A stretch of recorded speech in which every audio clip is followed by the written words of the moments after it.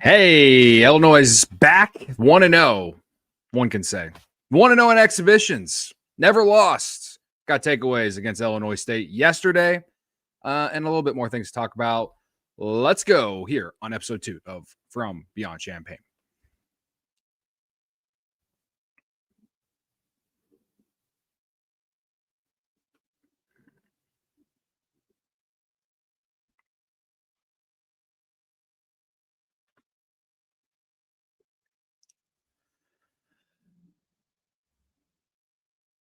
What's going on, y'all? Welcome to episode 2 of From Beyond Champaign, season 3. I'm Cody. Follow me on Twitter at Cody_Illini. Illinois beat Illinois State in an exhibition yesterday, 92-65. We're going undefeated. We're back. We're going to finally win that national title. I allowed myself to I deserve to be able to just say that. I'm just going to get the delusion out now, and then we'll come back to earth in like 30 seconds. All right.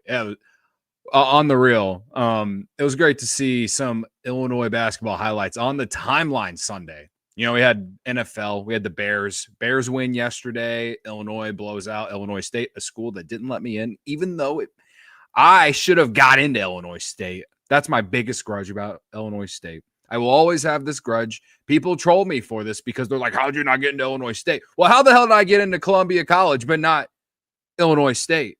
But someone explain that to me, all right? I didn't even bother to apply to Illinois because I knew I wasn't getting into Illinois.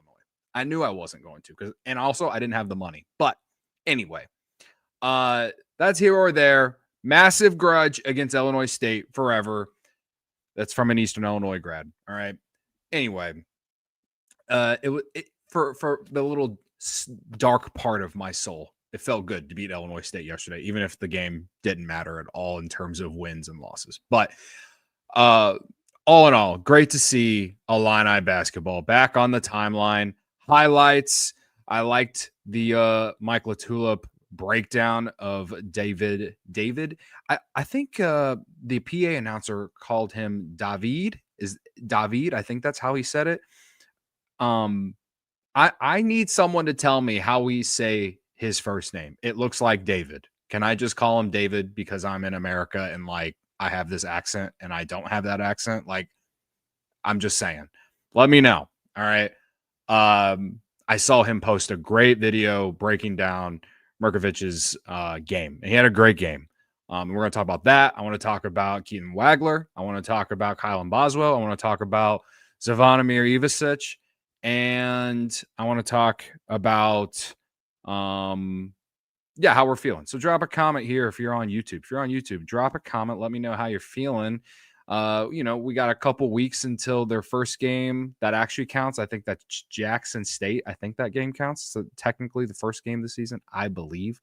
So let me know how you're feeling after yesterday's game against the Redbirds. Okay. I will say, hand up, I couldn't watch yesterday's game, and it's largely because I don't have Big Ten Plus. All right. Now, before everyone just gives me crap for this, it's like, how can you do this show if you didn't watch the game? Well, listen, brother. All right. I know I'm not the only one who didn't watch this game. Okay. And then put out tweets and stuff. So don't hold that against me. Give me one reason why I should subscribe to Big Ten Plus, because I have before. And honestly, it was good for me for what? The 1 or 2 games that they're going to put Illinois games on. Is it just specifically for all these mid-majors they're going to play in the non-con? Because if that's so, then I'm sorry. I will find a way. I will find a way to watch that game on the internet. Me watching right now, we all know there's ways to watch basketball, whatever sport you want, without subscribing to Big Ten Plus. That's my little rant for today. Is I don't know why I would want to subscribe to Big Ten Plus. I maybe like the real like deep-hearted alums do this. They're interested in what's going on in every athletic program for their university or alma mater. I guess there are people like that out there. We all know I just like the basketball team mainly. We all know this. Okay. So anyway, that is why I did not fully watch the game. And let's be honest, the Bears were more important yesterday. Huge win. All right. This isn't a Bears podcast. All I can give you is based off highlights that I watched and based off what Brad Underwood said and looking at the box score. All right. So I'm setting the table here for everyone here to just know that, I'm not going to give you some deep dive into every single player here. It's more of just how are we feeling after this game. And I would say that we learned a few things about how certain guys could be used, and we'll see how that evolves over the course of November and December.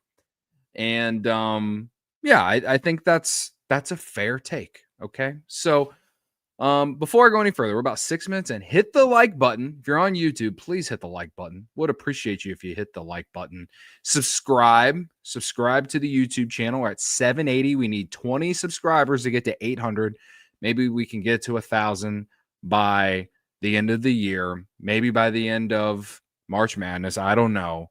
I have more time on my hands now to do this show, and I'm trying to do it a different way than I have the last couple years, and we'll see if that means it's going to grow. All right. I see you, Justin, in the comments. Let's go, Cody. I, Justin. I. All right. Let's talk about David Mirkovic. But before we get to talking about David Mirkovic, I do want to share audio from David Mirkovic. Now, this is from my guy, Glenn Kinney, huge Cubs fan who works at WCIA in Champaign. Is that CBS? I think that's CBS. Was DMing with him on my other Twitter account about our sports betting adventures this weekend. On I think Saturday night, I was at the bar doing this. Anyway, he was in Champaign, obviously covering this game, and these videos are from his Twitter account.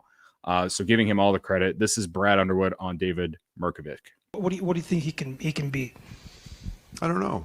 Yeah, he was really good today. I'm really pleased with his rebounding. We see his offensive stuff every day. He's a unique guy that is with that size and that physicality. He's not just a block guy. He's a guy who was a point guard for many years, and I've been really impressed with his playmaking. Really the only thing he struggled with was the free throw line. And he's, I told him at halftime there was 2 or 3 little post-up moves where he's so unselfish. And, it wouldn't shock me at some point if he's not, big that has a triple-double. We've had a lot of guards have him, but wouldn't shock me at some point if that's in his future. But, he had some opportunities, I thought, one-on-one to go score it, and he kind of passed him up. But we've seen a lot. I was impressed with him defensively. And to be honest, very impressed with, the conditioning piece of it for him. All right. That's Brad Underwood on David Mirkovic after his game. And he said something along the lines of, I wouldn't be surprised if he got a triple-double. Listen, I know it was Illinois State. I know it was an exhibition. But this guy coming from another country, first game, making his Illinois debut, 19 points, 14 rebounds, and 6 assists. All right. Allow me to just be a little delulu about it. All right. Allow me to just be a little excited. Allow me to dream a little bit more, because you can go back and watch some video on this YouTube channel of when Illinois got Mirkovic. And I wouldn't say the most excitement of any Illini fan on the internet, but I believe I showed a lot of hope, a lot of, okay, like maybe this guy could be what you need to be at that position. That homework house wasn't for you this year. Maybe he can be. He's young, but we'll see. I like this move. Okay. And again, going in exhibition, it's Illinois State, whatever. He had a hell of a debut. David Mirkovic had a hell of a debut for Illinois. And I think Illini fans should at least have a little bit of excitement, because this guy showed it all, man. This guy was, whether it was in transition, he hit that 3 in transition. He had a couple dribble drives to the basket. And I think his spot-up game from beyond the arc was good too. So there were a lot of things about his game that really, flourished. And I'm thinking to myself, man, if they would have had this guy last year in this role, like that team could have been better. That's what I was thinking while watching some of these highlights from David Mirkovic yesterday. Okay. Now, again, 19 points. I think probably my biggest criticism of him, he went 5 of 10 from the free throw line. And if you've watched this show for 3 years, you know how I feel about free throws in Illinois. I feel like we're cursed. We can't make free throws. There's at least 5 games every year where I'm like, if we just made our free throws, we would have won this game. Now, he went 6 of 12. He went 2 of 6 from 3. 14 rebounds, 19 points. Like I said, 6 assists, near triple-double. 5 of 10 from the free throw line. This guy can clearly shoot the ball. He's got to shoot better than 5 of 10 from the free throw line. That's just my opinion.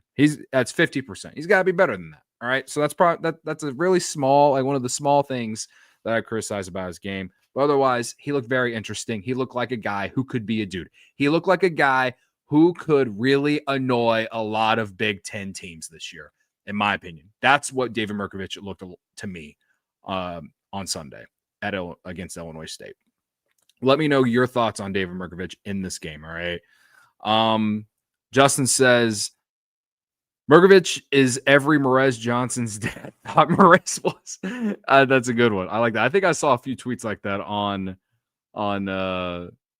Twitter the other day. People are just not going to let that go. I'm not going to let it go. So I appreciate the pettiness, but I would agree. He hit more threes than Merez Johnson hit all of in that game, more than Merez Johnson did his entire first year in college basketball. So I'm not saying, but I'm saying, you know what I'm saying? Okay. Other guys that I was really impressed with based off highlights that I watched and talking was Zvonimir Ivisic. All right. Big Z. All right. My biggest thing about this guy, honestly, was more about how's this guy going to defend for Illinois? Like, are they going to be able to play him and Tommy together? Clear, like, in my opinion, not great defenders. Are tall, can block shots, but they're not super athletes. They're going to need to be forces offensively to kind of negate their flaws defensively, right? Well, Big Z, he showed up offensively in this game. He went 15 points and 5 rebounds. 3 of 10 from 3. Find it interesting. He jacked up 10 threes. We know how many threes that Tommy threw up per game last year. I'm very curious to see, like, between the two of them per game, how many threes they're going to jack up. Should I just set the line at, again, Tommy didn't play in this game and he jacked up 10. So should I set the line at like 11 and a half? 11 and a half for threes jacked up by Big T and Big Z in a game this year? Like, we could follow this all season. Maybe I should bring it lower, like, because I don't know how many minutes Big Z is going to play to start, right? Like, I don't know if he should start with Tommy because of defensive reasons. Maybe it's better that one of them starts, and whenever one comes off, you put the other one in. I don't know personally what they're going to do. I feel like putting them both out there will be not good for defensive reasons, but could be fun offensively. As far as how many, maybe I put that line at 9.5. We'll put it at 9.5 because I think Big Z is going to play a lot of minutes to start. So jacked up 10 threes, made 3 of them. 6 of 13 overall, though. So he was able to hit some shots inside the 3-point line. He had at the beginning of the game, he had a nice little teardrop. I guess you could call it just a nice little layup, I guess you call, off a pass that I saw. He had a big 3. I want to say in like transition, he obviously had the dunk that was the RJ Melendez technical foul. And if anyone watching this or listening to this knows what I'm talking about when I mention that, one of the dumbest technical fouls I've ever seen in my entire life, that happened to Big Z in an exhibition game. It's so dumb. It's so dumb. And then in post game afterwards, I think Mirkovic was the one who's like, I did not know that was a technical foul here. And I guess his reaction, like, he was so pumped up, and then everyone looked at him like, why are you excited? So there's some adjustments there for some of these international guys. Obviously, Big Z's been in the league for 2 years, at least in college hoops, obviously, right? Kentucky and Arkansas. But yeah, I've always thought that rule is dumb. College sports now is an entertainment thing. I mean, the students are getting paid to play. These dumb, like, these dumb whistles for like what they're calling it as like sportsmanship, whistles are so dumb. They're so dumb. I could go on and on about how that technical foul was ridiculous. Truly. Didn't end up mattering, obviously, but yeah, I just feel like these refs need to lighten up on on those types of fouls, because sometimes you just read the room. You make a big dunk like that, and it can ruin the atmosphere. It can ruin a moment for people in the stands, even just the momentum of the game, even, and for just the dumbest reason, in my opinion. All right, there's my little soapbox on that. I guess I ended up having 2 rants on the show today. Yeah, so yeah, he had a nice game, and I'm intrigued to see how they play him and Tommy together. And obviously Tommy didn't play in this game, but his brother showed up and hit some shots, and that three ball, he's pretty confident in if he's going to jack it up 10 times. All right. Now Ben Humrickhouse had an interesting game, right? Ben Humrickhouse, I'm looking at the box score right now. He had 9 points, 7 rebounds, 1 assist. He shot the ball 7 times, only shot the three times, 1 of 3 from field, 2 for 2 from the free throw line. I always appreciate that, but 3 of 7 overall, 9.7 rebounds.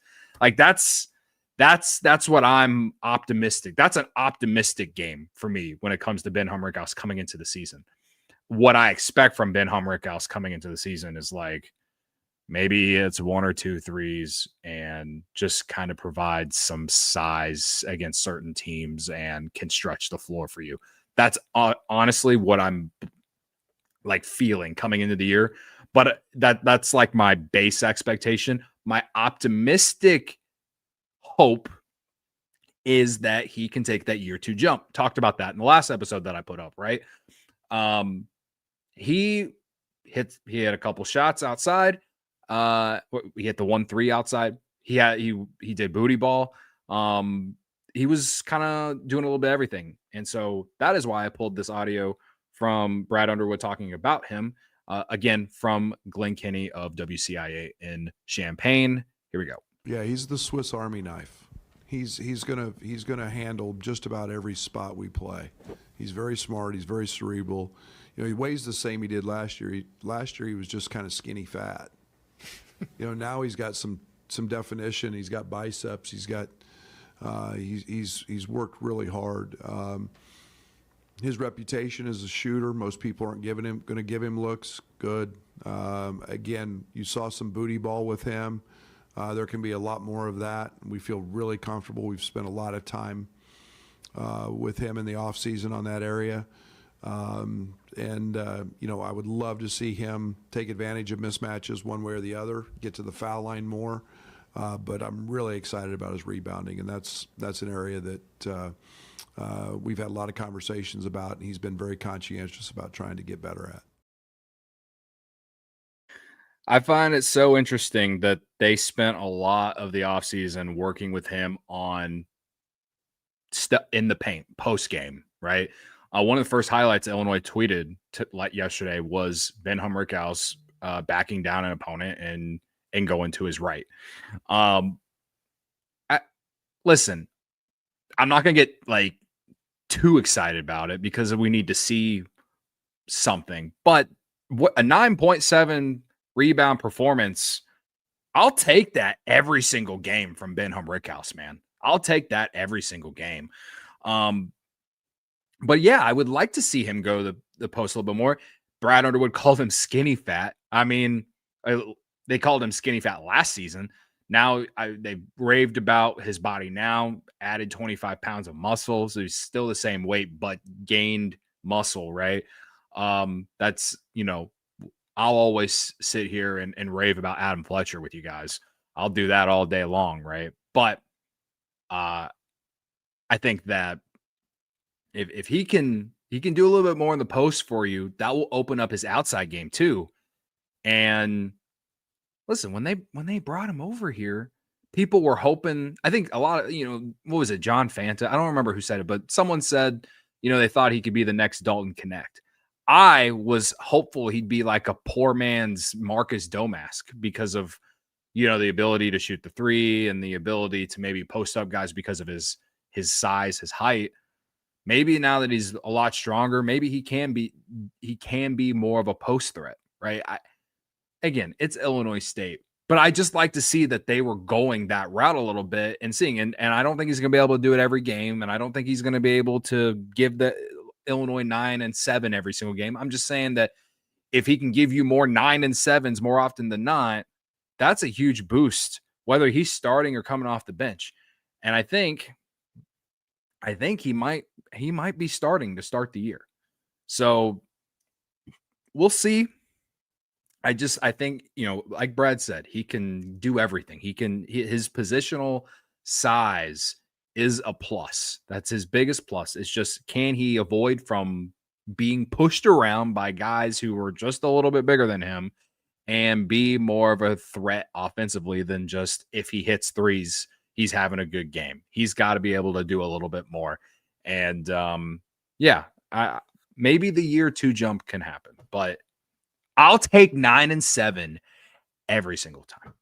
All right. We are 22 minutes into the show, so I want to remind everyone, if you're here, please hit the like button on YouTube. Please hit the like button on YouTube. All right. Subscribe the audio if you found the show. If you don't listen if you're watching right now, but you don't watch a lot on YouTube, the audio version, we're on Spotify, Apple. I think those are the 2 main ones we're on. And I'm excited, man. If you can't tell my voice, I am excited about this Illinois season. I am excited. And I think it's largely because we're bringing a lot of the same guys back, and we added some young guys. And one of those young guys, this guy, Keaton Wagler. All right. Because Mhailo Petrovic hasn't been eligible yet, it's still in what Brad Underwood calls process. We've seen a lot of Keaton Wagler. All right. Keaton Wagler, 9 points yesterday? 9 points, 2 rebounds, 1 assist, 2 of 4 from 3 on 3 of 7 shooting overall. For freshman, and I'll say this, watching him shoot the 3, he's got that quick release. He gets it and lets it fly, man. He's got that quick release and lets it fly, and that's fun. All right. This guy, I don't want to call him an X factor, but when you got a good mix of veteran leadership, guys who've been here, know the program, have a lot of experience playing at this level, you bring in some of these freshmen who we don't really fully know what you're going to get. If he's someone who can really kind of emerge and, be the point guard, like I think Illinois wants him to be, with Kylan out on the wing, with Stojakovic out on the wing, things could get dangerous. This backcourt could be fun. Here's Brad Underwood on Keaton Wagler. That's a role we're going to play him a lot in. I think the option is that we can be very similar to what we had last year with Kaspers and Bam. Keaton's very comfortable on the ball. Again, it becomes a matchup-based attack where we can attack it. I think with Mhailo, in there, obviously, it's still the same thing. Mihailo's very different because of his speed and maybe lack of size, and I say that compared to the other two. But Mhailo is very fast, and we can play small if we need to. We can play bigger if we need to. So it just gives us a different option. But we've spent a ton of time with Keaton on the ball, really since he got on campus, because Mhailo's never been here. Yeah, so that's Brad Underwood on Keaton Wagler. That's from Glenn Kinney from WCIA, once again on Twitter. Shout out to him. Thank you for helping me make this show today. Now, Keaton Wagler, I just find it interesting that Brad feels pretty confident that they're going to use him in that point guard role a lot. And he talked about Mhailo's. He called him Mhailo. Is it Mhailo? I mean, if Brad's calling him Mhailo, this entire time I thought it was Mhailo. Anyway, if he's going to use, if because of size and stuff, if Mhailo is a guy that they're thinking more so as your point guard off the bench, maybe that's the role. I honestly, all summer I thought he was going to be a starter. But again, the situation with Mhailo and the fact that he couldn't play yesterday, right? Like the eligibility thing, maybe that's played a part in it. But Keaton Wagler, he impressed me, man. He impressed me with some of the highlights I saw. The drive to the basket going left, and then a couple of the threes that he hit. Brad also said, he looked like a freshman at times too, with some bad fouls and some missed defensive assignments. So yeah, it's going to be a learning curve, as it is for all freshmen. I don't think he's going to come out here and be like KJ last fall and winter, but I just think anything that guys like him and Brandon Lee can give this team, that's going to be such a bonus for this team, especially if they gain so much confidence and you flip the calendar and you're getting into Big Ten play and those guys are playing well, right? And when you have as much veteran leadership that Illinois has, even if they fall down a little bit, you still got guys who you feel confident in. This team is going to score a ton of points, man. I mean, they put up 92, and Tommy, Andrej, Mhailo, and obviously Ty Rodgers didn't play. And again, I know it's Illinois State, but if this offense can click the way that it wants to click, they're scoring 90 every game.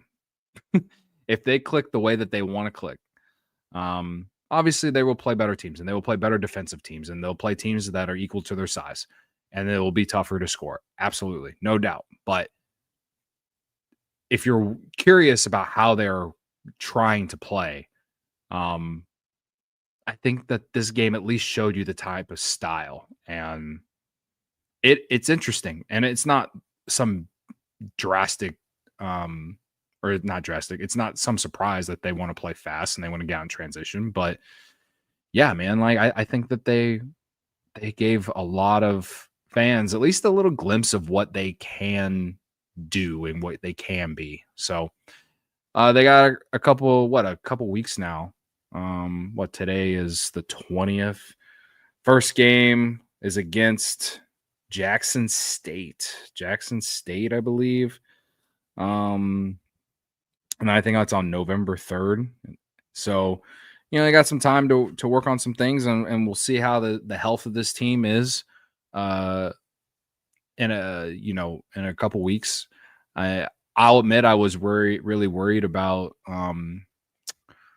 Stojakovic, but I've seen some video thanks to the beat writers of that follow this team, of him doing some drills with coaching staff and stuff. And so if he's doing that, then that ankle's got to be feeling better, and hopefully he'll be ready for Jackson State. So overall, my biggest takeaway from this game is everyone came out healthy, and maybe David Mirkovic could be an absolute dude. That's my biggest takeaway. The rest of them really, just kind of showed glimpses. I should probably praise Brandon Lee a little bit more. He ended up having 17 points in this game. Brandon, 17 points.